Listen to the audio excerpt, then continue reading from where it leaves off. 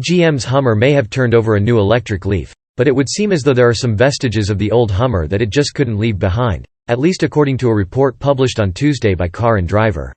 By that, we mean the new GMC Hummer EVs reported 9,063 pound curb weight and, not so good AL 47 mpg efficiency. Now, while it should be obvious by now that EVs are generally heavier than their internal combustion-powered counterparts, the curb weight that GM reported to the EPA seems more than a little egregious.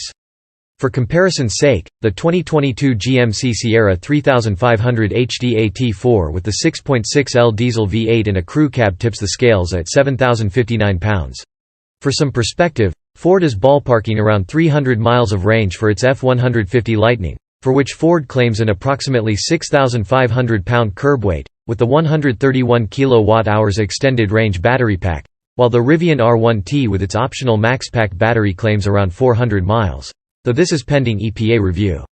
Also, the Rivian, for what it's worth, snagged a 70 mpg rating from the EPA, which makes the Hummer's 47 mpg look even worse. GM claims a maximum range of 329 miles for its flagship Edition 1 model.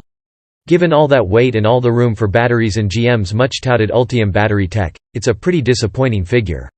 Oh, and that 329-mile range figure? That's using a whopping 212.7 kWh of electricity.